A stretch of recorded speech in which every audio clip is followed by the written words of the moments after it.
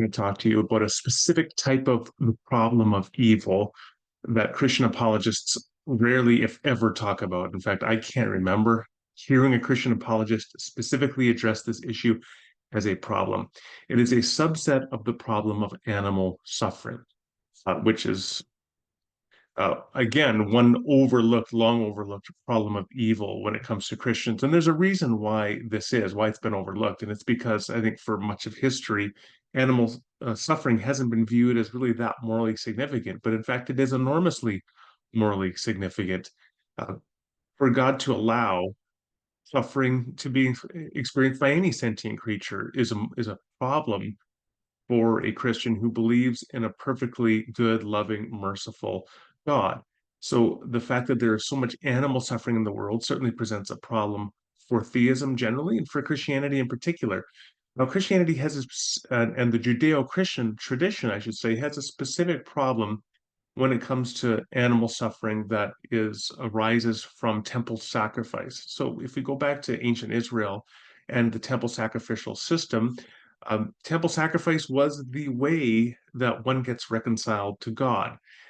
The one sacrifice I want to just talk about here was the burnt sacrifice. This is where, so the animal would be killed, would be slain, blood would be drained out from their neck. So they might have their neck slit, blood would be drained out as they're strung up, and then their skin, and then they're cleaned, and then the meat is cooked, and it is offered back to God in a sacrifice where the flesh is burnt in the fire.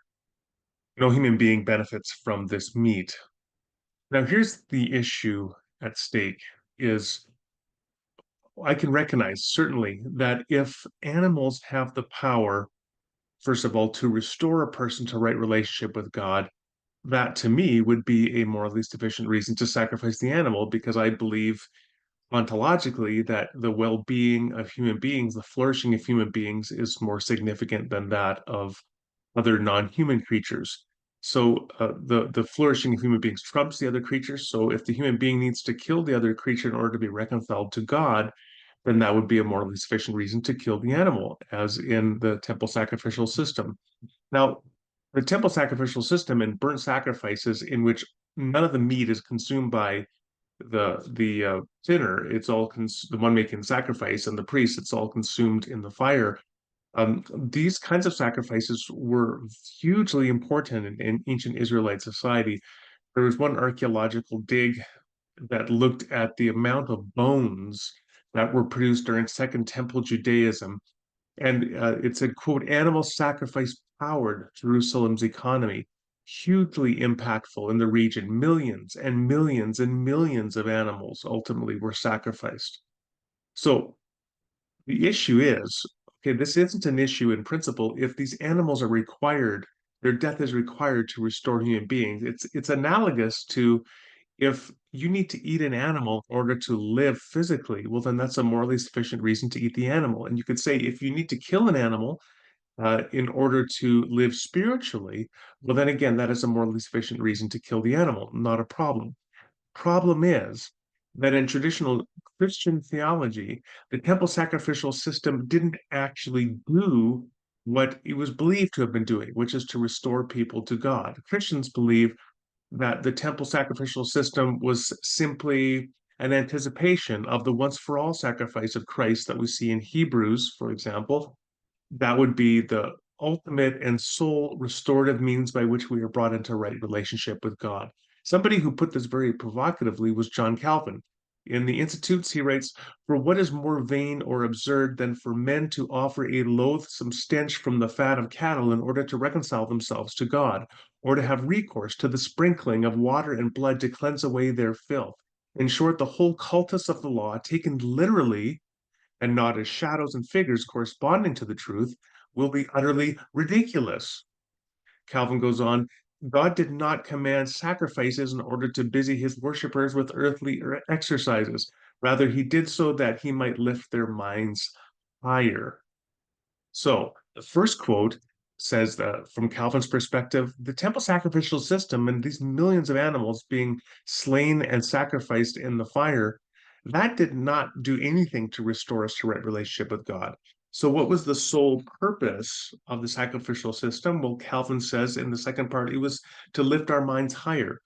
What this means then is that the justification for killing these millions and millions of animals was not to restore us to right relationship with God. It was simply to um, lift our minds higher, to make us anticipate Christ, to provide a framework in which Christ would be revealed as the once for all sacrifice. And this is precisely the point at which we have the moral problem of animal suffering. The question is this: were those millions and millions and millions of animals that were sacrificed in the temple sacrificial system necessary to lift our minds higher so that we might recognize and identify the once for all sacrifice of Christ? Or could God have brought Christ into the world without millions and millions and millions of animals being sacrificed as an anticipation for the coming of Christ? And if the latter, and it certainly seems to me that an omnipotent God could have brought Christ into the world as the once for all sacrifice without requiring millions of animals to be sacrificed in a vast temple sacrificial system. He could have done it that way, in which case it seems that all that animal suffering is unnecessary. And this then provides a significant moral problem of unnecessary, vast animal suffering through the temple sacrificial system that Christian apologists must have an answer for. And yes, there are many possible answers one could begin to identify, um, including greater goods. Maybe God has some greater goods for all these animals suffering, and maybe in understanding and anticipating the coming death of Christ in proper theological context is just one of many reasons why these millions of animals suffered. That's one of probably many different theodicies one could explore. My point in this video is simply to point out that there is a problem here that we do have to think. If animals weren't actually required to bring people into right relationship with God at any point in history, then why did all these millions of animals have to die?